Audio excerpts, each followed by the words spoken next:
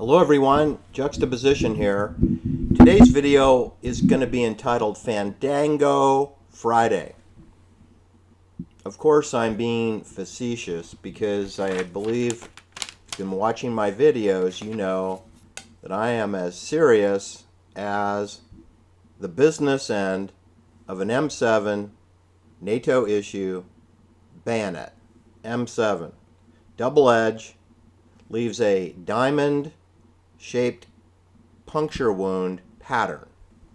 Alright? It's not a buck knife. This is not a buck knife. A buck knife is a single edge, much thicker blade, much wider. This is 22 millimeters wide. A buck knife is 28 millimeters wide. And I couldn't be more sincere and serious as I am today on my flippant Fandango Friday. Okay, so let's get to it. All right, so I have a number of points that I wish to make because it appears that not everyone who listens to my channel is 100% awake yet. And I understand it's a challenge because we have a monolithic conspiracy force which has conscripted vast resources for human and material to bamboozle every living creature on this planet who reads a newspaper, listens to the radio, or God forbid, watches phony fake television. But what I wanted to tell you is that we are in the Matrix. Aaron Valente told us, remember, this is very profound and it's very clear and it's worth repeating, it's all a game, it's a thought experiment, we're in the Matrix. Let me repeat that because a lot of people don't really comprehend those words. And remember, words are important, words have meaning, and meaning is relevant. Okay, it's all a game. It's a thought experiment, we're in the Matrix. Okay, in other words, it's a mendacity, it's a spider web of lies, it's the Wizard of Oz without the curtain pulled back, it's our banking system, which is completely and utterly concealed, with poppycock and Moloch, lion heads with flames flowing out the noses. And if I read another story about how our banking system is going to collapse or there's going to be a bank failure, you know, I'm going to vomit because that's all completely untrue. The banking system can create a simulation where you are unable to get your money out of your accounts. They can do that at any time, and they do it often and persistently. So there's nothing to see here, people. As long as you are relying on a bank, you will always be under their thumb, to coin a phrase from Mick Jagger. By the way, at Altamont, they were playing Sympathy for the Devil when Meredith Hunter was bayoneted. I realize if you watch the phony fake film, fake documentary of Altamont, which is on Department of Energy Lawrence Livermore Weapons Laboratory property, in case you didn't know,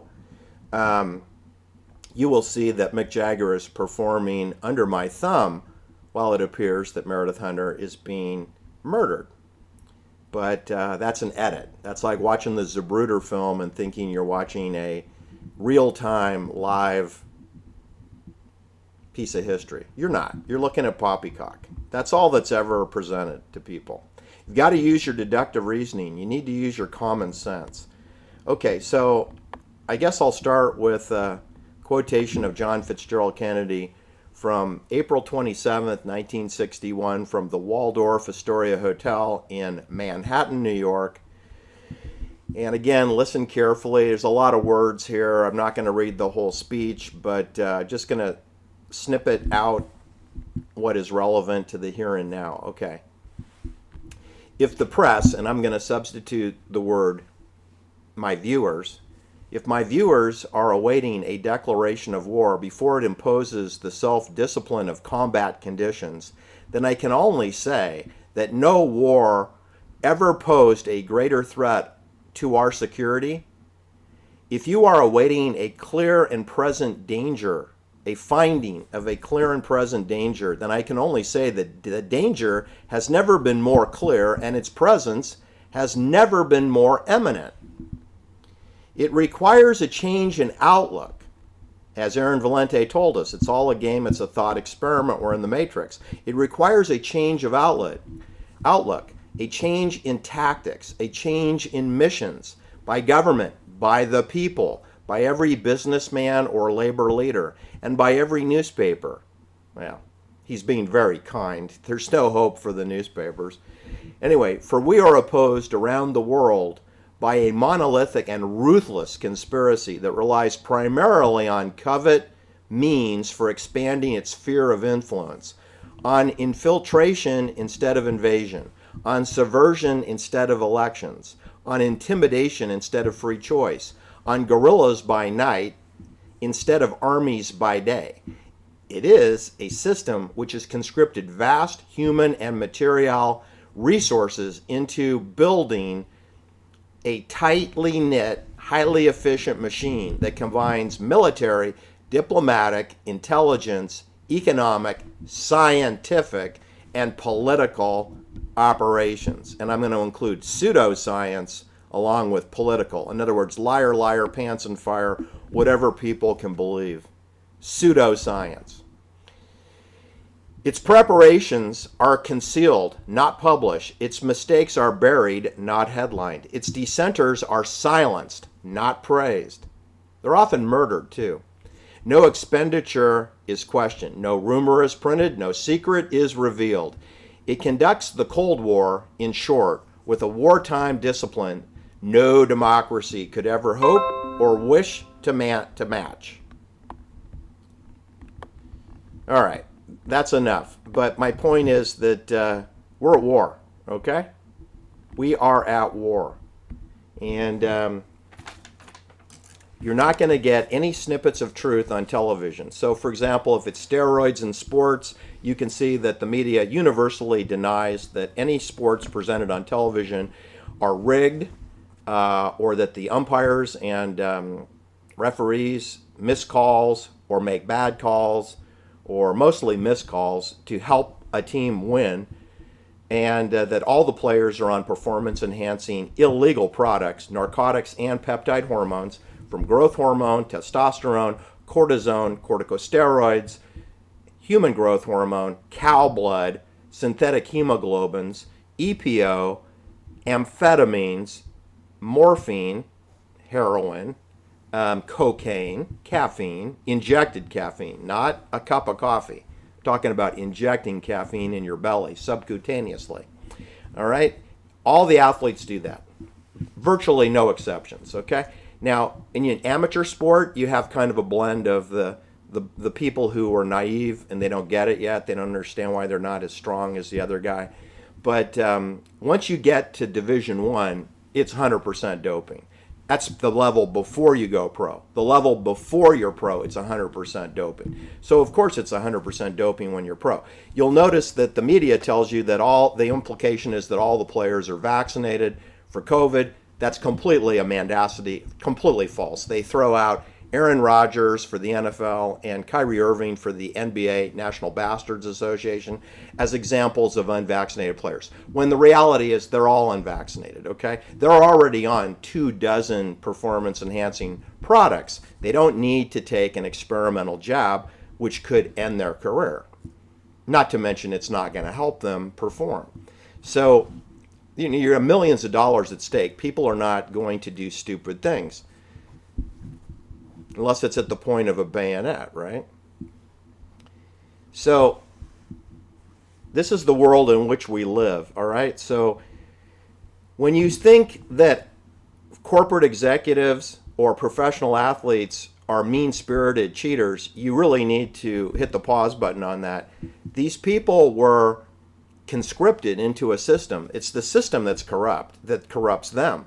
And by the time they realize they're in an unethical, unholy alliance with the College of Corporations and the banks, it's too late for them. They can't really resign, especially if they're married, own a home, have children, have friends, because everyone in their orbit is at risk for retribution. We're under maritime law. We follow orders or people die. Jack Nicholson told us so in A Few Good Men. And they're not kidding around. Look, before Sharon Tate was murdered, we had Judy Garland, we had Judy Garland was murdered before Sharon Tate, like, I don't know, 2 months before or 40 days before. And then we had Marilyn Monroe. She was murdered in 1962. Okay, so Sharon Tate wasn't the first Hollywood actress to be murdered and done away with. Okay, and then later we had Cass Elliot, and later we had Anne Heche, and later we had Tom Hanks going missing. Still don't know where he is. And they're all under maritime law. They're all under maritime law, under threat of death. All right, I've got a lot of their points I want to make. I'm going to save that for another time. But I just want you to know that little John Benet Ramsey, she was conscripted into the CIA. Her father worked for Lockheed Martin, was an executive vice president through his acquisition of Access Graphics, which Lockheed purchased, making John Ramsey the executive vice president, and his 6-year-old daughter was murdered down in his wine cellar in Boulder, Colorado. So it happens to the corporate executives as well as to the Hollywood CIA spook, social engineer influencers. I have a dream myself. My dream is you take Daniel Ellsberg, Alan Dershowitz, Noam Chomsky, Seymour Hersh, and you'd put them in a detention center where they can play pinochle and sit in a little room with no windows for 7 consecutive days and sit in their cells for 23 hours and 30 minutes per day, allowed out only to read the Bible or take a shower or make a phone call to a bail bondsman, because they're not going to talk to anyone else. That's my dream, because only then could you have an intelligent conversation with those people. Now, I realize they're all Jewish. Every person I just mentioned. Noam Chomsky, okay, Alan Dershowitz, Daniel Ellsberg of Harvard University and the Rand Corporation, Seymour Hersh, they're all Jewish, right? But you can add Paul Pelosi, he's not Jewish, add him to the mix, all right? You could add Robert McNamara if he were alive. I'd be happy to add Robert McNamara, another pathological liar who is not Jewish. Grew up in Piedmont, California. And you could throw them in along with those other social engineering people to all be ignored. But that's my dream. Of course, you could say that I'm asleep at the wheel. Have a great day. We'll talk soon. Bye-bye now.